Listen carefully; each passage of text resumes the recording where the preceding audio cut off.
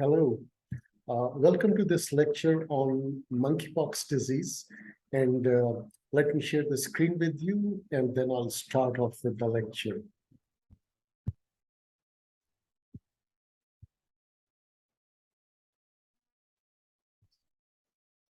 So monkeypox disease has been making headlines in the press and in the newspapers, and the doctors and the health community is concerned because this time it is a little bit different from what we have seen previously about this disease. And the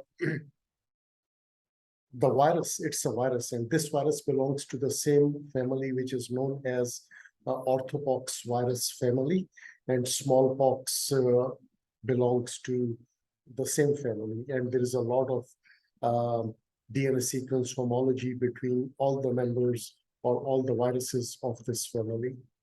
Now, this virus is quite resistant in the environment.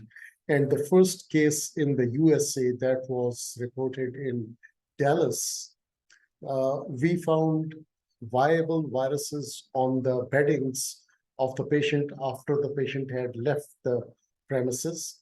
So this virus remains there in the environment for quite a long time, but the transmission most commonly is by direct skin-to-skin contact. And let me also tell you that this virus is susceptible to detergents. So hand washing, once again, is a very important preventive measure. Now, monkeypox was first identified in 1958 in research labs in Netherlands, and it was discovered in monkeys. And you can, from this picture, you can see that it is a specific type of rash, but it remained confined to Africa for a very long time. But now, in this current outbreak, it has spread to more than, say, 80 countries out of Africa, and that is a matter of concern for everybody. And it is spreading pretty rapidly, though not as rapidly as COVID or influenza viruses spread.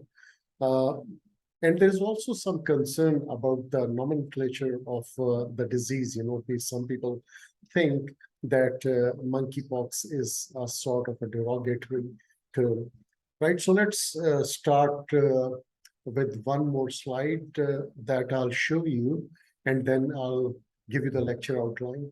So this is a news item from the 6th of August of this month, and people are concerned in the USA, as you can see, after repeating early COVID mistakes. The US now has the world's biggest monkeypox outbreak. And so far, the largest number of cases have occurred in the USA. I'll give you the data and show you the cases from the CDC website and the World Health Organization website.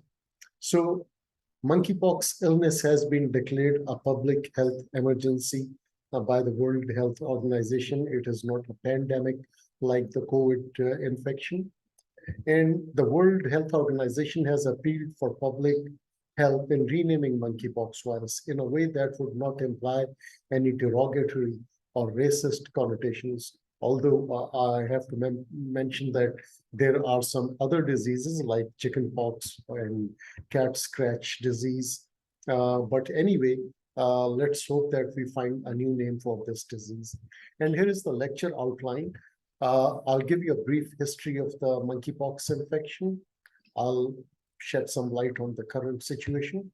I'll give you the pathophysiology and etiology of the disease, transmission, epidemiology in not lengthy details, very briefly, prognosis, which is not bad at all, clinical presentation and physical examination, lab tests, treatment, and clinical trial on the vaccination that we have that is available in some countries, but we are still acutely short of the vaccinations. So smallpox was eradicated in 1970. And let me remind you that smallpox was also very resistant in the environment. If you remember, in in the USA many centuries ago. Some people distributed infested blankets to Native Americans, and as a result, they all got smallpox, which was not a good thing to do. But then we developed vaccines, and mass vaccinations were done, and it was eradicated in 1970, and the vaccination was stopped in 1980. But unfortunately, at the same time, in 1970, some cases of monkeypox were identified in humans.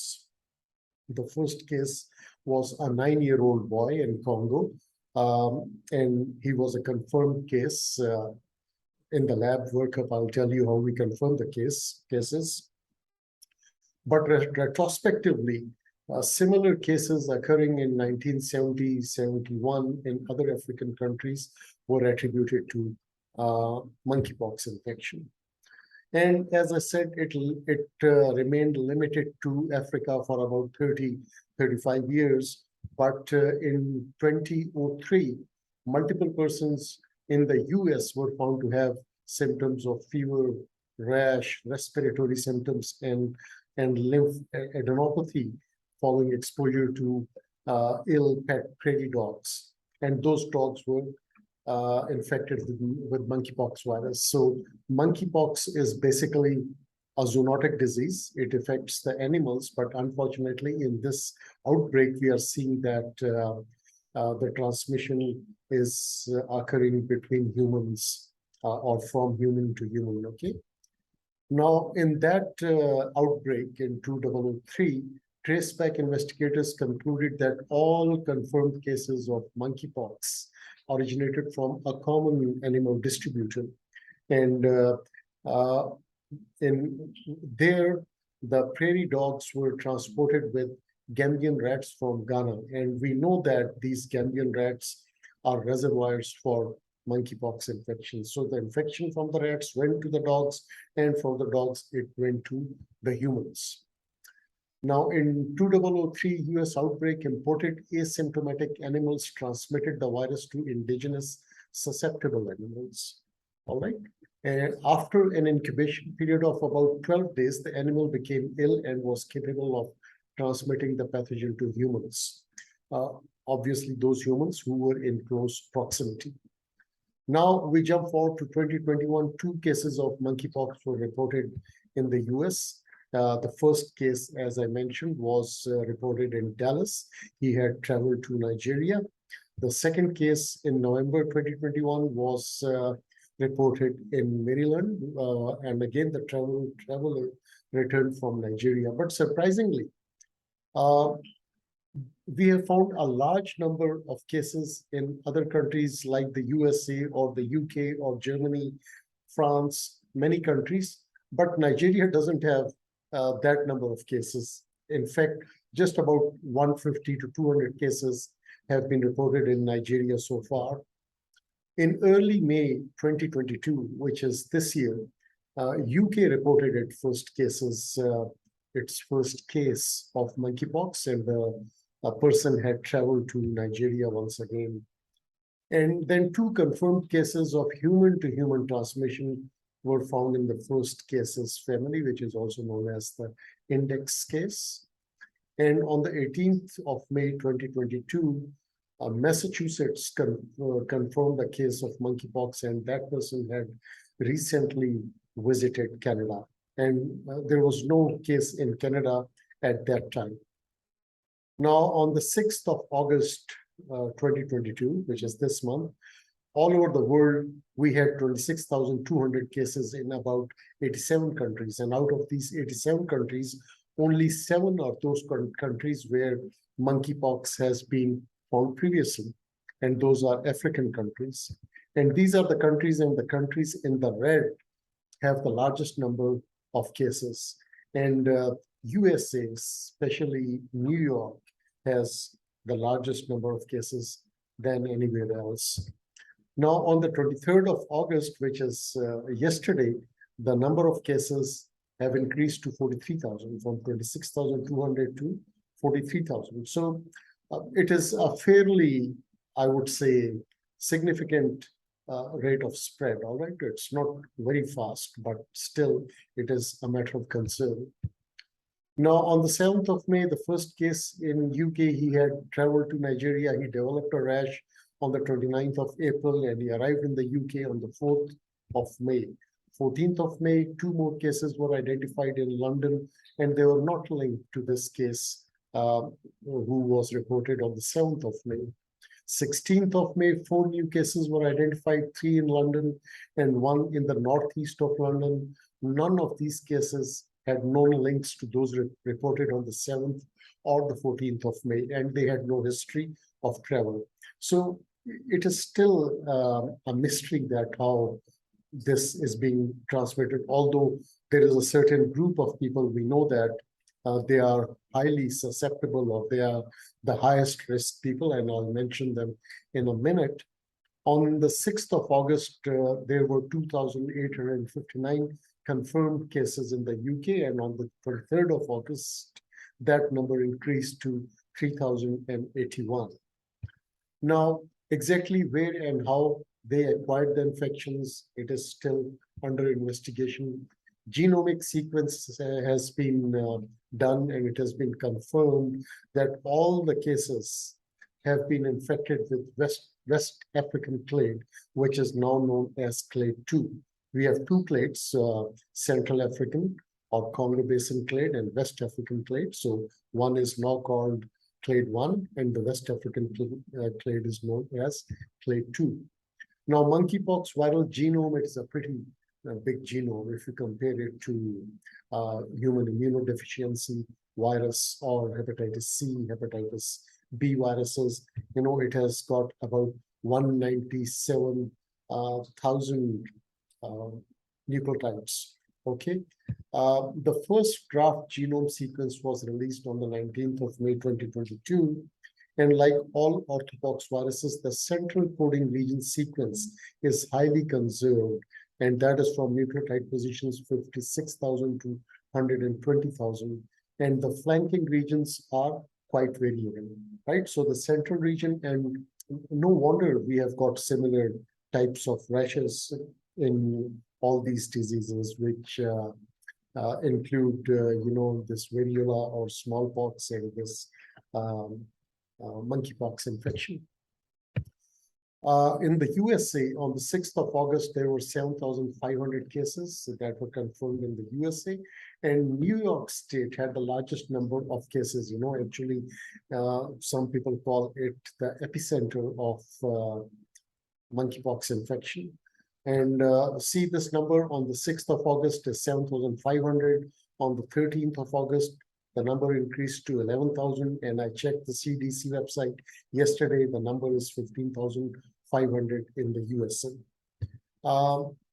Many of the current cases are among men who have sex with men, and it's about 95% of cases are those who are homosexuals, all right?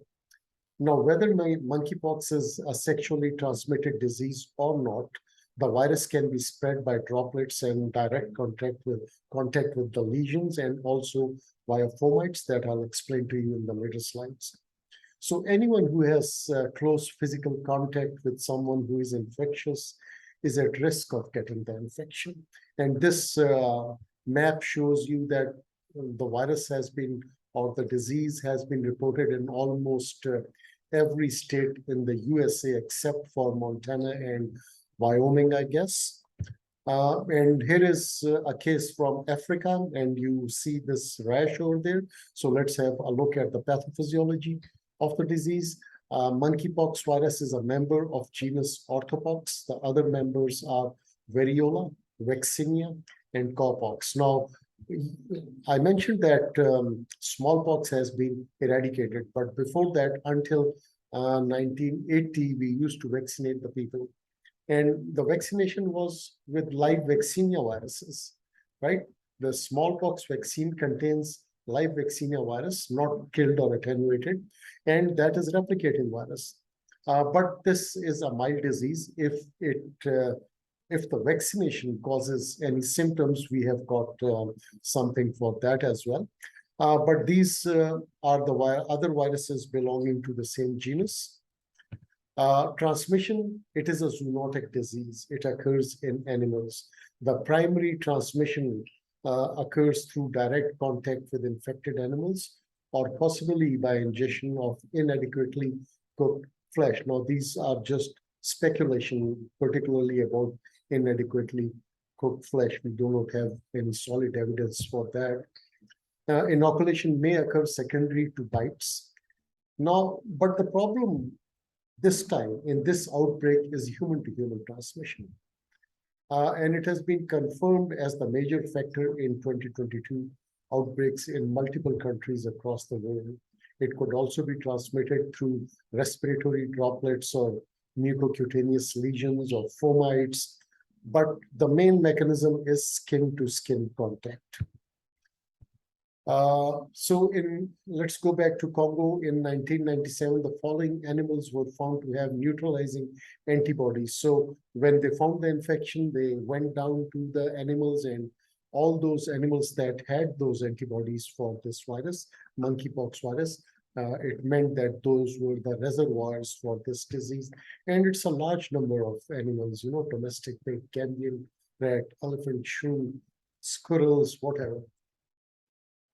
In human-to-human transmission, there was an outbreak in Democratic Republic of Congo in 1996, 97, and a human-to-human transmission was confirmed. And the possible reasons for this transmission was crowded living quarters, poor hygiene, discontinuation of smallpox vaccination, and decreased herd immunity. Now, we'll come to transmission in a later slide, but as I mentioned in the previous slide, the transmission could happen through respiratory droplets as well and through fomites as well. And I've already mentioned that the first case that was discovered in Dallas, we found virus in the apartment 2 weeks after the person had left that apartment, and that virus was viable. Now, transmission, it is much less transmissible than fast-spreading respiratory diseases like COVID-19, and this outbreak has not caused any deaths so far. This is from 6th of August, 2022, this month from the WHO website. But I can tell you that 12 deaths have been reported. But those deaths have occurred mostly in those people who had serious comorbidities, or they were very old and infirm people, right? So usually deaths do not occur in this disease. In confirmed cases of monkeypox, it is suspected that an infected animal could be present in the contaminated household. But this data is from the studies from the outbreak that occurred in the USA in 2003. This time, it's different. We know it is human-to-human transmission. Monkeypox has a wide range of hosts that I showed you in the previous slide, and that has allowed it to maintain a reservoir in wild animals while sporadically causing human disease. Now, in humans, it spreads from person to person through close contact, which is mostly skin-to-skin contact. Face-to-face, against face-to-face means skin-to-skin, mouth-to-mouth, mouth-to-skin contact, and including sexual contact. Generally, a patient is considered infectious until all of their lesions have crusted. Now, remember the word crusted and desquamated. The lesion is crusted when the person has scabs over the lesion. But as I'll show you in the pictures later on, the clinical presentation of the rash is quite variable, all right? But here I can tell you that it remains infectious until the labs have fallen off and a new layer of epithelium has formed over the skin or over the pustule or whatever it is. Fomite transmission is when an infectious person touches clothing, bedding, towels, objects, electronics, and surfaces, they can become contaminated. Now, in COVID infection, we were worried that, let us suppose an infected person holds a doorknob and another person comes and he touches that doorknob, he will get that infection. In this infection, that is highly unlikely. We cannot say that it is impossible, because I'm saying that it could be transmitted through fomites, but that sort of transmission is highly unlikely in this outbreak. Someone else who touches these items can become infected. It is also possible to become infected with breathing in skin flakes or virus from clothing, bedding, or towels. And, also dried flakes falling off the diseased persons can be inhaled by someone and he could contract the disease. Now, here is a study that was done on rope squirrels infected intradermally with monkeypox virus, and these squirrels were obtained from Kinshasa in Africa, right? So what I'm showing you over here is that the signs and symptoms that develop in these squirrels, these are the number of days, and PI stands for post-infection days. So you see that the skin lesions appear as early as day 3, and by day 11, the animals start getting ocular lesions, oral lesions, and respiratory disease. And you see over here that then the shedding starts as soon as the 3rd day: ocular shedding, oral shedding, rectal shedding. But these animals were experimental animals. The study was the study was done in a lab, so we cannot extrapolate these findings to the animals in the nature, all right? It might be different over there. Now, this article was published on the 24th of June, and they have given a possible reason for speedy transmission, so to say. And these are Portuguese researchers. They discovered 50 mutations of the virus which could explain its spread among humans. Now, they sequenced the genome through high-throughput shotgun metagenomics. They break the genome into a number of small pieces and then sequence all of them, and they have a software that joins them through overlapping sequences. But anyway, they say that they found 50 mutations, whereas it is expected that there should have been only 1 mutation. So the rate of mutations is pretty rapid, but it's just one study, all right? So that could be one possible reason of speedy transmission. Epidemiology, United States, let's go back to 2003. The first case occurred in the US from May to June. 2003, 71 cases were investigated, and only 37 cases were confirmed by PCR, and the samples were taken from skin biopsy or throat culture. Probable cases are persons presenting with fever and rash within 21 days. And the serum is positive for orthopox immunoglobulin M, but the PCR is negative, all right? Now, in July 2021, which was the beginning of the new outbreak in the USA internationally, from 1981 to 1986, surveillance reports documented 338 cases in Democratic Republic of Congo out of a population of 5 million. So that's a very small number.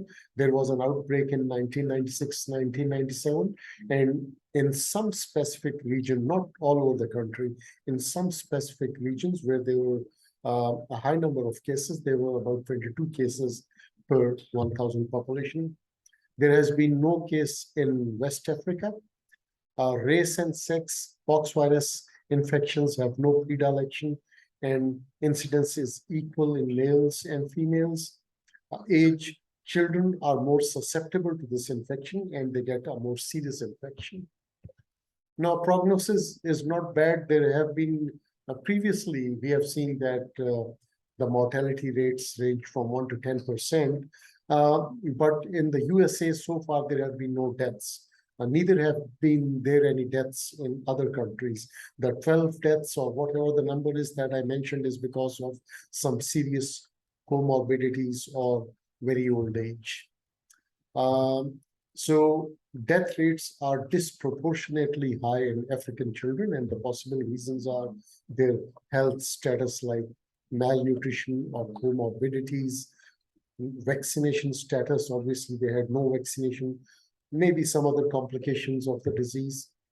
Uncomplicated cases resolve within 2 to 4 weeks, but they leave behind these pox scars. Now that's the problem, these scars or these marks, they are cosmetically not good. Okay, so that's why the people are so scared of this disease. Pediatric patients in the US had a more severe course, and several of those children required ICU care. Complications in Africa: pitted scars, deforming scars, secondary bacterial infections, bronchopneumonia, it's getting serious, respiratory distress, keratitis, corneal ulcerations, blindness, septicemia, encephalitis. So, this does not happen in majority of the people.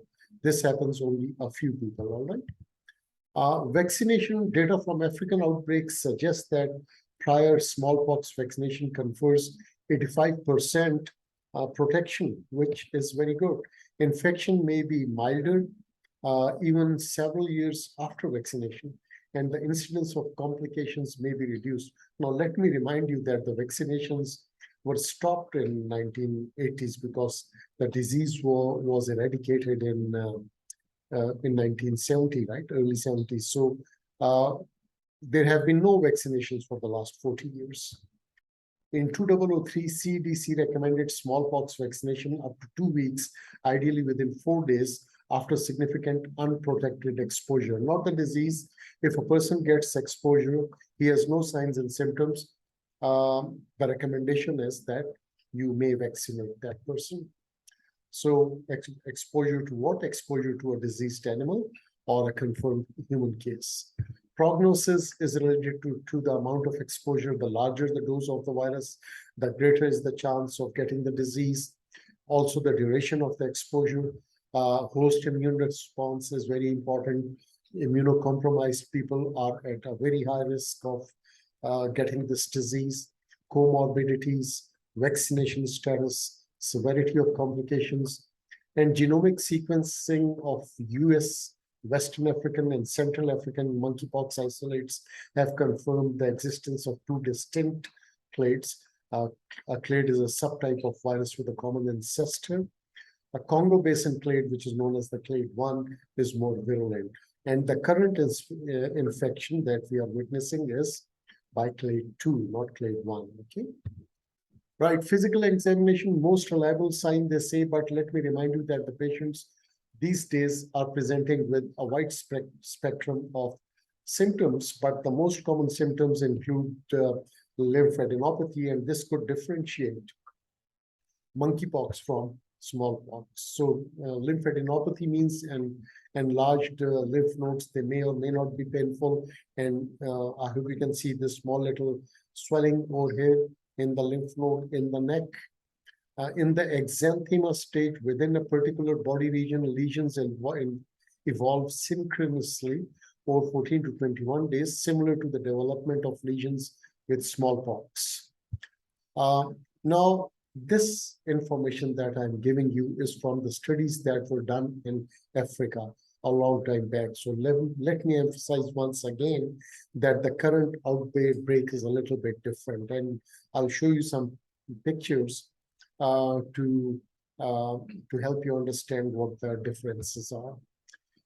However, unlike smallpox, skin lesions may appear in crops, which means that all the lesions are not in the same stage of development. And I'll show you the pictures of smallpox lesions as well. In contrast to smallpox, the lesions do not have centrifugal distribution. Centrifugal means on the face and on the distal extremities. Centripetal means that the greatest concentration of the lesions is on the trunk. Lesions progress from macules. So you see different stages of development. Macules, they are flat, discolored, small spots on the skins. Papules are raised lesions, reddish or discolored lesions. Vesicles are fluid-filled blisters, pustules are again these vesicles filled with pus. And the next stage is umbilication, which is a central depression. I'll show you a picture in the next slide. Then when the healing starts, there is crusting and then desquamation, right? The crusts, they fall off, and that is known as a desquamation, and a new layer of epithelium forms on the skin. Most lesions are 3 to 15 millimeter in diameter. Now, umbilication is a central depressed area or central area of necrosis, and this picture shows it more clearly. And here is a lesion. This is a baby, and it's mom, or I don't know, but it's a boy or a girl. And you see this confluent lesion on the finger of this baby, and the mother also has a lesion on the back of her hand. So this is the mom's hand. The lesion is healing. Here the crusts have formed, and they have desquamed, they have fallen off, and this is the healing phase. And this is the case in Dallas, the first case that we mentioned. And you see that the rash is a little bit different from those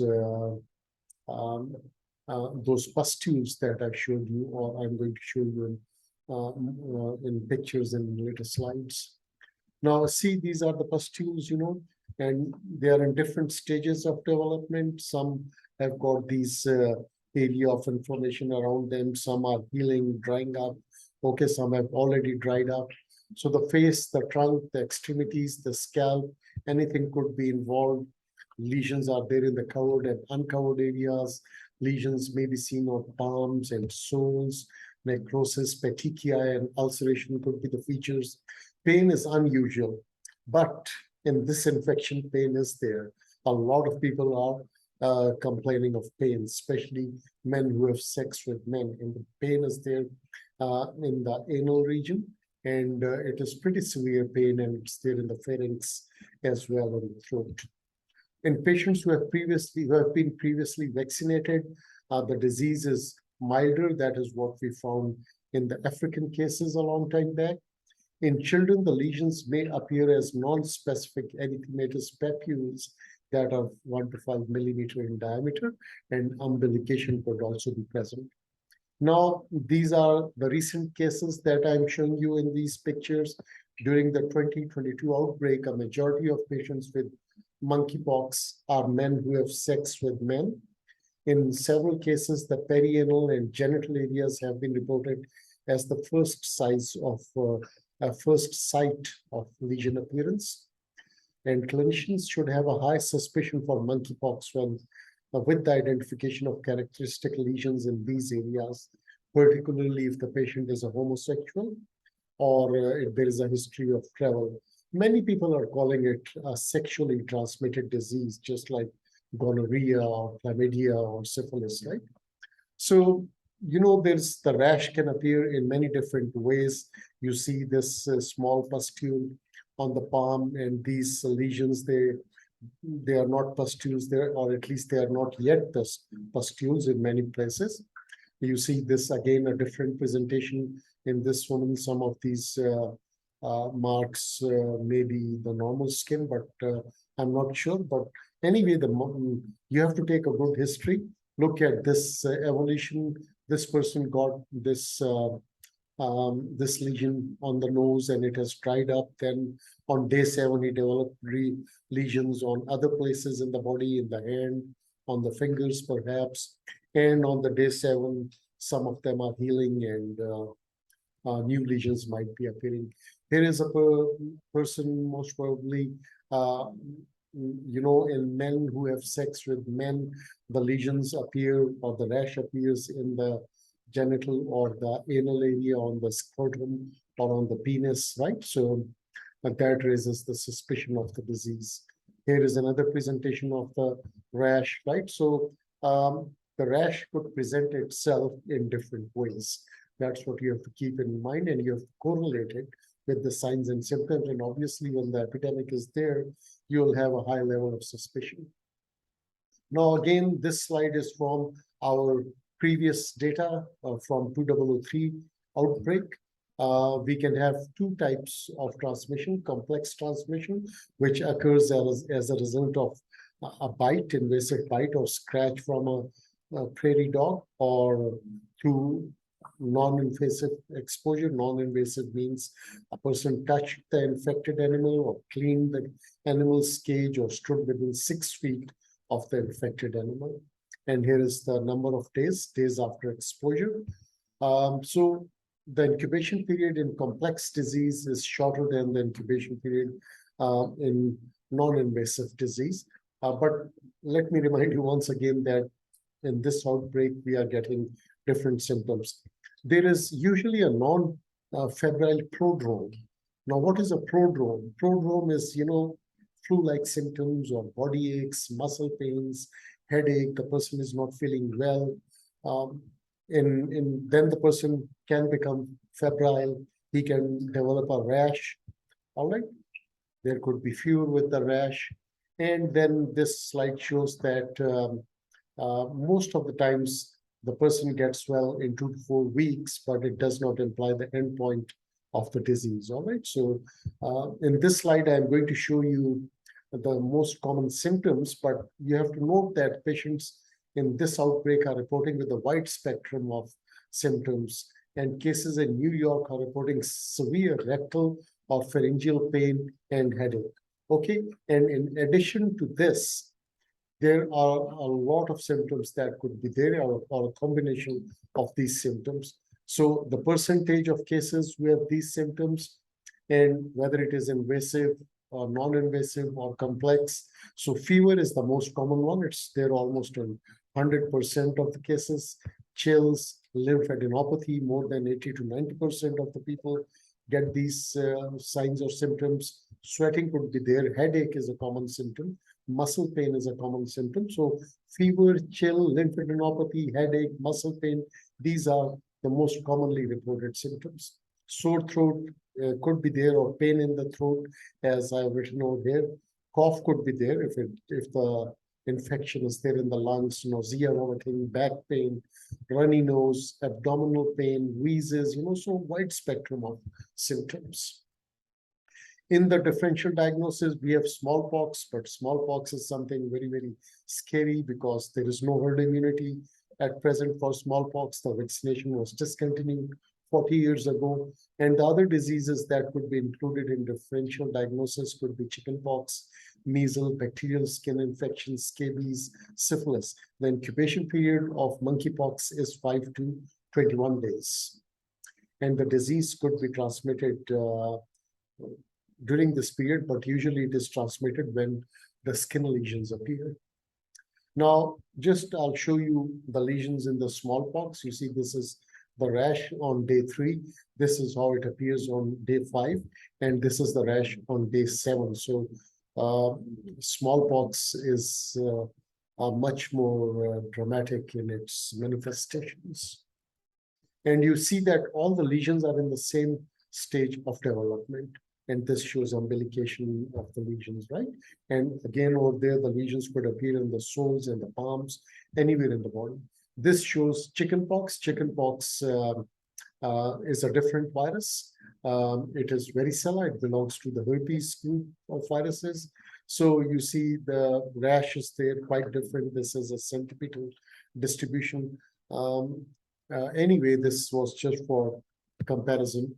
Diagnostic criteria is important. Clinically, you suspect a case. Maybe there is a high level of suspicion, but you confirm the case with certain lab investigations, right, or lab workup. So the confirmed case meets one or more of the following lab criteria. You have to get a specimen or fluid from the vesicles or pustules, or you have to take the dry crust. You have to demonstrate monkeypox virus on PCR, which must be the most common way, like for COVID infection. Demonstration of monkeypox virus by immunohistochemical methods. And with this, there should be no history of other orthopox viruses. Obviously, when there is an outbreak or an epidemic, it is only one virus that is causing the disease, all right? Isolation of monkeypox virus in culture, which is more difficult to do because you need a cell line to culture the viruses. demonstration of orthopox virus by electron microscopy. Again, electron microscope is not available. So the bottom line is that PCR is the test that is most readily available. Probable case is a case that develops fever and rash after exposure, but the person has got just one sign or symptom of the disease, right? Within 21 days of exposure. Suspected case again has rash and fever, but he has got more than 2 signs and symptoms. So suspected case, is more close or is closer to confirmed case than probable case. Okay. And what do I mean by these infections? Chill, sweat, lymphadenopathy, fever, muscle pains, headache, cough. These, any of those that I showed you in the previous slide could be there. Now, lab studies, I'll quickly go through this. As I said that we have to do a PCR, which is that is, I think, most commonly available test. You can do a paired sera. It is not very commonly done. You look initially for IgM antibodies, then after 21 days, you look for IgG antibodies, Zank smear, which is again done in herpes infections or herpetic infections, but you cannot differentiate between monkeypox and those infections with this. We have got a test tetracode orthopox biothreat, but see, it is orthopox. It is not specific for monkeypox.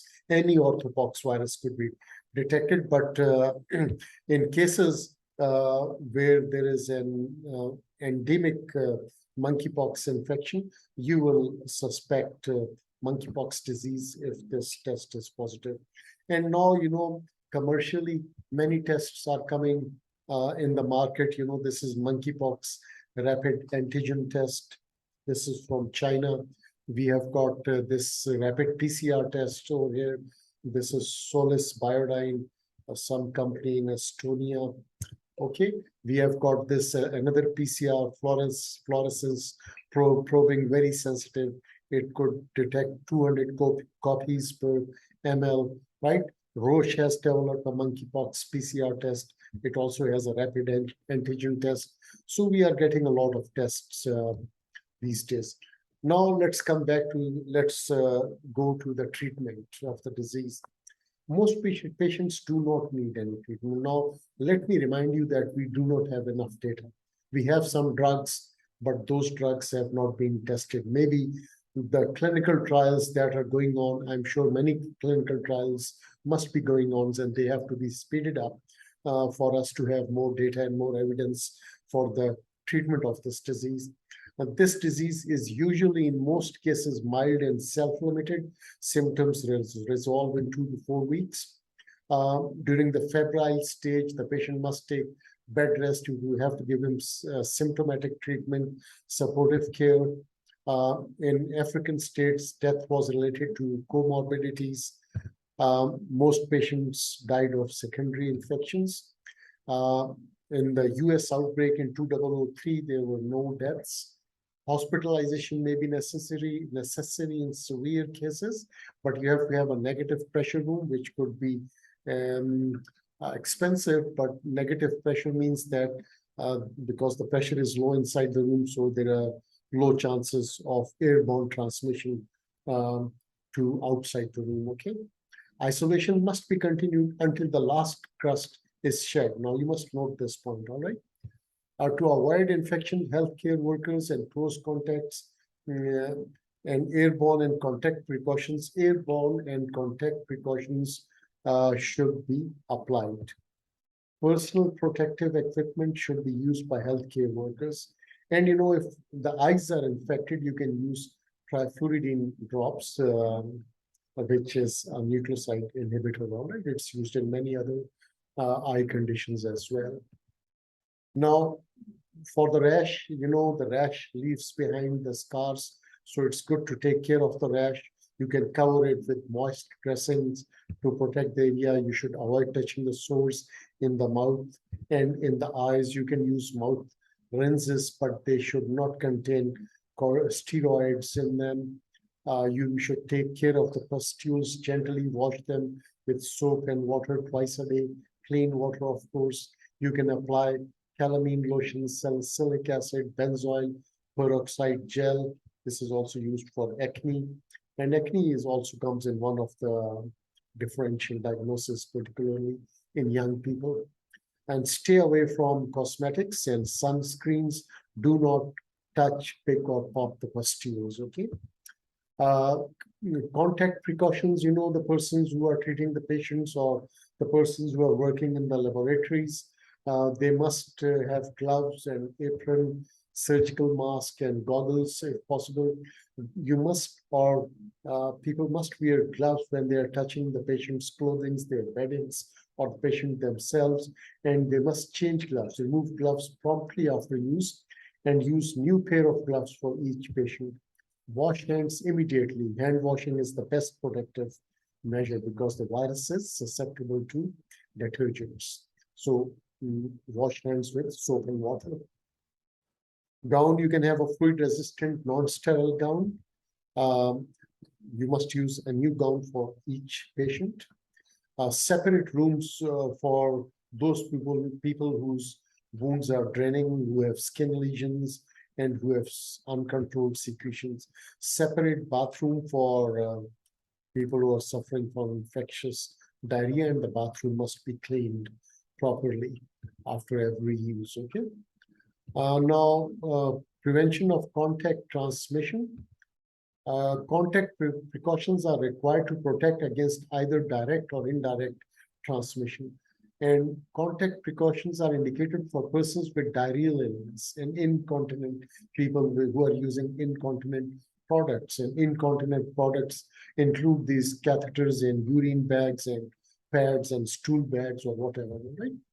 Now, direct transmission means skin to skin contact, body surface to body surface contact, all right, where the people come into contact with the pustules or the skin lesions of the infected person. Well, this could possibly occur between a healthcare worker and a patient. Indirect transmission through the materials in the environment, intermediate object in the hospitals like needles, dressings, gloves, so they must be disposed of very carefully. Disease is more likely to develop following direct or indirect contact transmission when the pathogen is highly virulent or the person is immunocompromised. Poor hand hygiene is most often cited as a cause of contact transmission. Now we do have drugs. I'll mention 3 drugs over here, and one of these drugs is being used for the treatment of the patients, but we do not have any evidence whether these drugs are effective in treating this disease or not.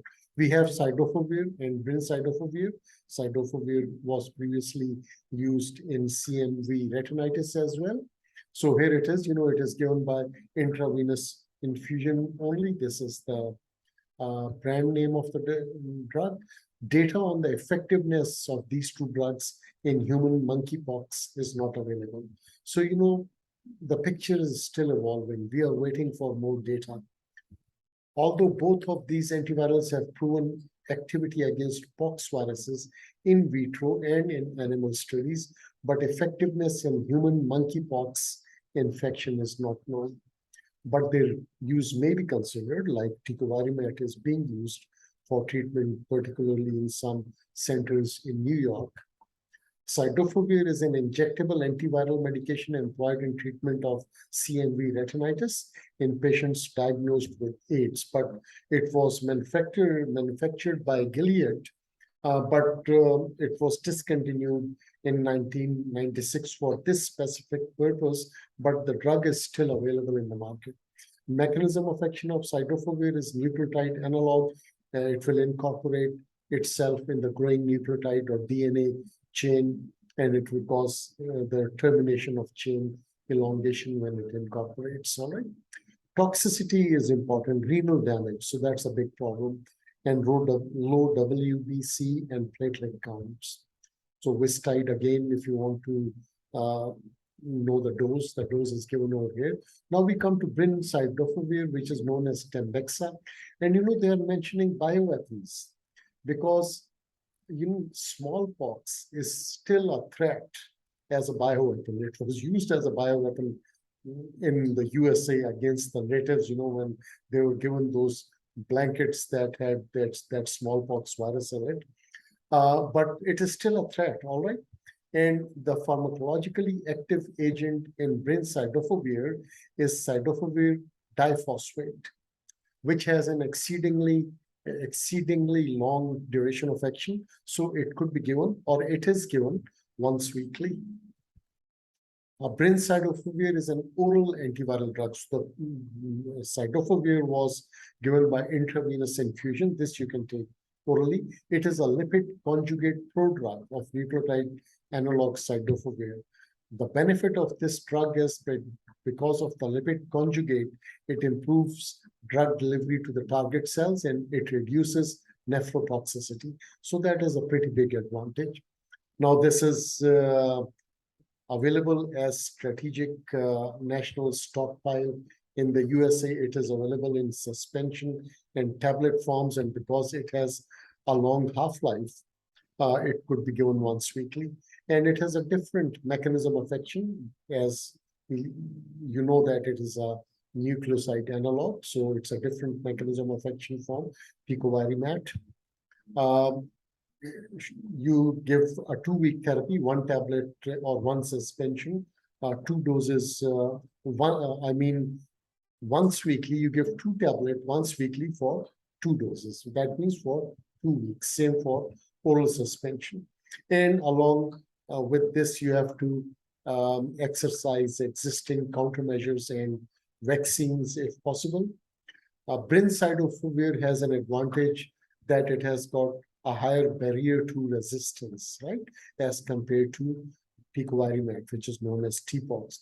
But the important point is that the combination of these drugs, the brincidofovir and tecovirimat, they work very well in combination, although I haven't come across any data that shows the use of this combination. And as I'll show you in this slide, that it is tecovirimat, which is being used for the patients for the serious cases, those who have to be admitted to the hospitals, but the effectiveness of this drug is not yet known, right? So here it is comes as capsules. Data is not available on the specific effectiveness of tecovirimat in monkeypox. Studies on animal species have shown that tecovirimat is effective in treating smallpox, monkeypox, and cowpox.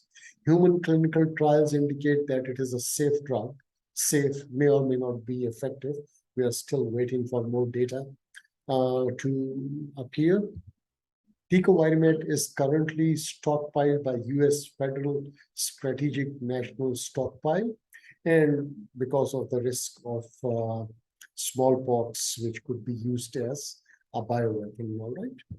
And in case of a bioterror attack, it could be very damaging because we do not have any herd immunity. The vaccinations were stopped 40 years ago. So that's why it is there in the National Strategic Stockpile. Now, the mechanism of action of tecovirimat, it inhibits viral envelope formation and making the virus egress incompetent, which means it cannot leave the cell. So, there is certain area in the cell which is known as the virus factory for this specific virus. Then it obtains this membrane, it obtains a membrane, and it can acquire a second membrane when it gets out of the cell. But this drug, tecovirimat, prevents it getting this membrane inside the cell, right? So it cannot leave the cell. Okay, and it could be given to adults and pediatric patients weighing at least 3 kilograms. Right. Now we also have vaccinia immune globulin, human vaccinia virus immune globulin to treat vaccinia infections involving skin, eyes, and mouth. Now, how do we get this immune globulin? Obviously, it has to be obtained from a person who has been vaccinated by this vaccinia virus, or this vaccine which contains vaccinia virus. So these are IgG antibodies that are taken from the patient. Intravenous vaccinia immune globulin provides passive immunity for individuals, right? Because you are administering antibodies, so it is passive immunity. Active immunity is when the body itself makes the antibodies against the foreign protein, all right? Now it is purified by anion exchange column chromatography method, and whatever this method of purifying it is, most compounds contain no preservatives, and it is poorly characterized in highly variable human product that is available in very limited quantities, because you get this from people who have been vaccinated, right? So everybody may not be willing to donate the antibodies. And again, this is a part of strategic national stockpile in the USA. Data is not available again on the effectiveness of VIG. The use of VIG is administered under investigational new drug application. And so far, we have not found any proven benefit of this. It is not known whether the patient with monkeypox will benefit from this drug or not, but it could be considered as a prophylactic drug in those people who are immunocompromised, like HIV, AIDS people. Prevention, again, I'll quickly go through this because these preventive measures were published in 2003 outbreak. This time it's quite different from the previous outbreaks. There is very rapid human-to-human transmission. All right, so you can, the best prevention is to avoid direct contact, stay away from the infected people. Skin-to-skin contact is the most dangerous thing that would transmit the virus, all right? Okay, so you can get more information from the CDC website. Now, on the 4th of August, the World Health Organization does not believe that the outbreak of monkeypox outside Africa requires mass vaccination. Like we all have done vaccinations for COVID infection. We have done we have taken booster shots. I've taken 2 booster shots, and I've seen many people who are still getting COVID infections after taking booster shots, right? So, but here, at least for the moment, we do not need any mass vaccinations, although we do have a vaccination, which is known as Jynneos, and it is a live vaccine. It is a live virus, but this virus is non-replicating. The vaccinia virus that we were giving as vaccination for smallpox was a replicating virus, all right? So here is a map, cases of monkeypox in countries where they have not been previously reported. And, if you look at these blue dots, these are the countries where the cases have been reported previously. And all these other orange dots, they are in the countries, more than 80 countries, where we never had this infection previously. Although in the USA, we had a small, very small, 37 people who were confirmed. So that was a small outbreak in the USA in 2003. Situation update on August 23, the situation is still evolving, and WHO expects that there will be more cases of monkeypox identified as surveillance expands in all regions. Now, coming back to vaccines, we have got this ACAM 2000, which is a second generation smallpox vaccine, all right? And you can see that 200 million doses are available in strategic national stockpile. Before that, we had this Dryvax vaccine for smallpox, but it has been replaced by ACAM 2000. In between, we got an ACAM 1000 as well. Now, how is it given? This is the needle which is used, and you dip the needle in the vaccine and you prick the skin. All right. It is known as vaccine administered percutaneously by scarification. So it leaves behind scars on the arm, in the upper arm, and that is one of the reasons most of the people do not want to have this vaccine. Whereas you see this Jynneos is a subcutaneous vaccine. It will not leave any scar on the skin. So this is ACAM, it says live vaccinia virus derived from cloning Dryvax. It is a replicating virus. A little bit of neomycin and polymyxin has been added to prevent contamination by bacteria. And now I'm going to, I'll quickly go through this clinical trial, which has been done for Jynneos vaccine. And this will give you the summary of evidence to recommendations. So after this clinical trial, some recommendations were given. And what I'm going to show you is the evidence for those recommendations, right? Here is the vaccine and here is the reference for this clinical trial or vaccine trial. And it was done by Pox and Rabies branch centers of Center for Disease Control and Prevention, which is known as CDC. All right, so PICO is a model which is used for clinical trials. It is the most commonly used model. So whenever we are conducting a research, clinical research or clinical trial, we first formulate a research question. So in this case, the research question is, should Jynneos be recommended for 3 types of people? One is those people who are doing research on monkeypox virus in the laboratories. Second are those people who are diagnosing or doing PCRs or whatever the other lab tests are in the lab. Okay, so they're also exposed to the virus. The third group of people are the people who are treating or making a contact for the healthcare or medical care of these people, right? So the research question is, should we give Jynneos to these people or not? Now, whenever you do a research, you have a population. So P stands for population. You do an intervention. And in this case, the intervention is going to be this Jynneos vaccine. You have a comparison group. You use something else, either a placebo or another vaccine. And in this case, we'll see we use actually ACAM vaccine. And then we look at the outcome. What are the results of these 2 comparison groups? So population, in this case, the population is what I've just described you. People, medical people, research lab people, or diagnostic lab people, or healthcare people who are exposed to the viruses. This is our population, right? Our intervention is Jynneos vaccine. Our comparison group is vaccination with ACAM 2000, right? So we'll take maybe 1,000, 2,000 people. We'll vaccinate them with Jynneos. We'll take 1,000, 2,000 people, vaccinate them with ACAM 2000. We already have quite a lot of data for ACAM 2000 because we have been vaccinating people perhaps in African countries. Now, outcome. Number 1, we want to look at the prevention of disease. Which one of these 2 is better in preventing the disease? Whichever is better, we will use that.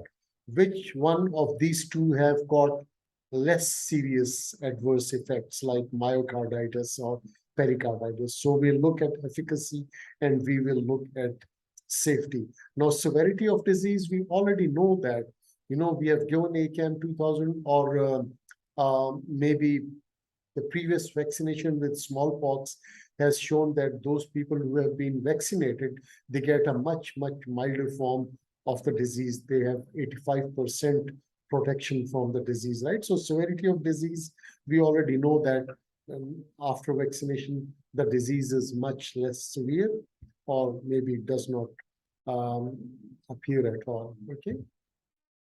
Other domains of investigations are benefits and harms, values, acceptability, resource use, equity, and feasibility, right? And we will explain all of these one by one. So let's look at this benefits and harms first. And we have got a few questions for this domain, right? The first question is, how substantial are the desirable anticipated effect? We want the disease to prevent the infection. We want the vaccine to prevent the infection, right? That's why we are giving this vaccine. So that is the desirable effect. How substantial are the undesirable effects, the side effects? Are there any side effects? The desirable effects must be more than the undesirable effects. Then we say that everything is good. So the third question is, do the desirable effects outweigh the undesirable effect? And the fourth question is, what is the overall certainty of evidence for the outcomes? This, whatever outcome we get, how reliable is that outcome? Did we do the research properly? Did we include all the variables in our analysis? Like that, okay? So the first question, how substantial are the desirable anticipated effect? The desirable effects are small with Genius, okay? But Genius is a non-replicating virus, so there is no potential for spread to others. With ACAM 2000, there is a possibility of spread to others because it is a replicating virus, okay? FDA found Genius to be non-inferior to ACAM for immunogenicity. Immunogenicity means generation of immunity, the production of the antibodies, the titer of the antibodies. Evidence table outcome A, which is given in the detailed clinical trial, prevention of disease suggests there may be small benefit of Genius compared to replicating orthopox virus. All right. Once again, this is our population intervention comparison group and the outcomes that we are trying to look at. Okay. Right. Now, the second question was, how substantial are the undesirable anticipated effects? Undesirable effects are minimal. The desirable effects were small, but the undesirable effects are minimal. Genius is again non-replicating virus. Serious adverse events reported from ACAM 2000 have been attributed to uncontrolled replication. So ACAM 2000 is vaccinia virus, but it is a replicating virus. Okay. There are fewer contraindications to Genius compared to ACAM 2000. So the undesirable effects are minimal and the desirable effects are small. Do the desirable effects outweigh the undesirable effects? Benefits are small, but harms are minimal. So answer is yes, they do outweigh. The desirable effects outweigh the undesirable effect. So this finding favors the intervention, which means it favors the administration of the vaccine. The desirable effects, therefore, outweigh the undesirable effects. The intervention is favorable, okay? Effectiveness of intervention. How much immunogenicity is produced, okay? What is the overall certainty of this evidence for the critical outcome? The critical outcome is prevention of disease, right? Prevention of disease is the only critical outcome that assesses the effectiveness of the intervention. After considering this is geometric mean titer and seroconversion rate, I think I've given it over here. Yes. So, we are looking at the titer of the antibodies and how fast those antibodies appear. So we have moderate certainty that there is a small increase in disease prevention provided by Genius. So, in all these questions, what we are finding is that Genius is slightly better than ACAM 2000, all right, as far as prevention and immunogenicity is concerned. Now, let us look at other things. Again, we are looking at the safety of intervention. This is an important point. Fewer serious adverse events and cases of myocarditis and pericarditis after Genius. People, especially the healthcare workers in Africa who have seen a lot of cases of monkeypox and they want to be vaccinated, they don't want ACAM 2000 because of this side effect, which is myocarditis or pericarditis. Now let's look at the values, okay? Does the target population feel that the undesirable effects are large relative to the undesirable? Now we know that, we have done the clinical trial, okay? But what about the general population? Do they believe in what we say?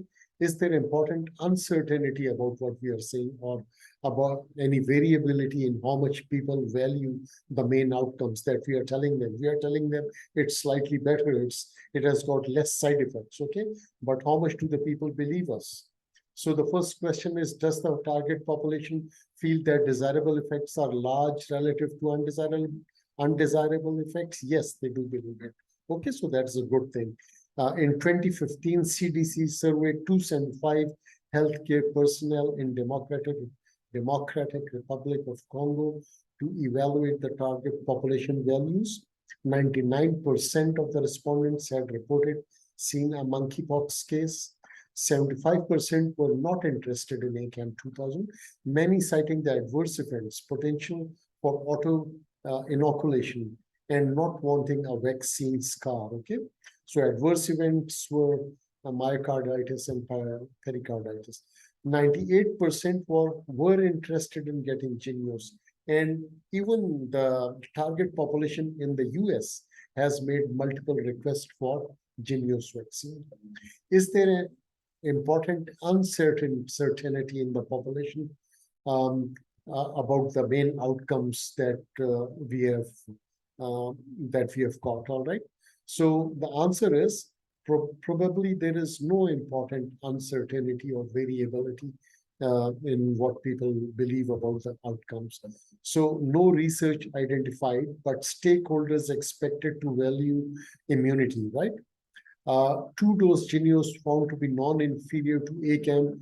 What is non-inferior? We'll discuss that at some other time. But as far as immunogenicity is concerned, it is non-inferior to ACAM 2000. The only thing is that we give one dose of ACAM 2000 and 2 doses of Jynneos. So it takes a little longer than ACAM 2000 to develop immunity against this monkeypox virus. Acceptability. Is the intervention, which means the vaccination, acceptable to key stakeholders? Yes, it is. It is easy to find a vaccine provider, although these days, we have an acute shortage of these vaccines, but obviously, people must be working on producing these vaccines, all these big pharma companies. It is a non-replicating virus, so no risk of transmission to others, particularly to immunocompromised persons and those with skin conditions like eczema. Adverse events are expected to be more rare. They are expected to be less than what we get in ACAM 2000, right? So it is acceptable to general population resource use. It is free of cost, hopefully, in many countries, right? The next is equity. Equity means equal opportunities or equal health opportunities to all people, regardless of their ethnicities or geographic. It's written over here, providing care that does not vary in quality because of gender, ethnicity, geographic location, and socioeconomic status. Would there be an impact on health equity? Yes, there will be an improved and positive impact on the health. Okay, for some vaccine recipients, cost of clinic appointments is absorbed by the employer. There would be no change in those costs. Okay, feasibility. Is the intervention feasible to implement? Yes, it is feasible. Potentially the same number of clinical visits, maybe fewer, less difficulty in getting on a vaccination schedule because more providers are available. It is a non-replicating virus, so providers are not scared of getting inoculated. Jynneos, once thought, can be kept at room temperature for 12 hours, and the unused vial can be refrigerated for 8 weeks. Now, the transportation conditions for ACAM 2000 and Jynneos are almost the same, right?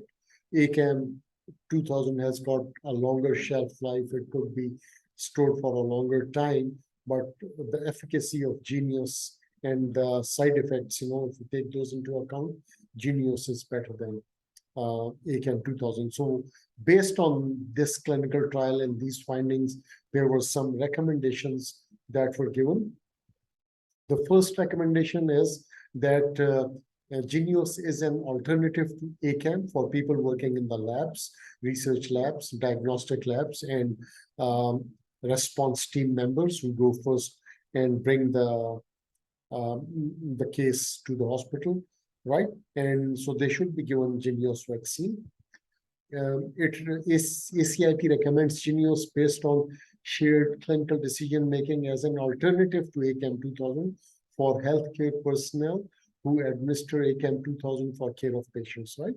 So it is for these lab people, for healthcare personnel, and also those people who are at risk of getting disease because of exposure to variola virus and monkeypox virus, right? And ACIP recommends that they should receive a booster dose of Jynneos every 2 years. All right. So those at risk or those who are exposed to variola, which is smallpox virus, and monkeypox virus, and even those who are exposed to vaccinia or cowpox virus, they should also be given booster doses every 2 years of Jynneos. And the last and the fifth recommendation is that persons who are at continued risk for occupational exposures and who have previously received ACAM 2000, they can get a booster dose of Jynneos as an option to a booster dose of ACAM 2000, right? So that was all about this disease. I hope this information is going to be useful for you in your clinics and those who are interested in knowing more about monkeypox viruses or virus. And thank you very much.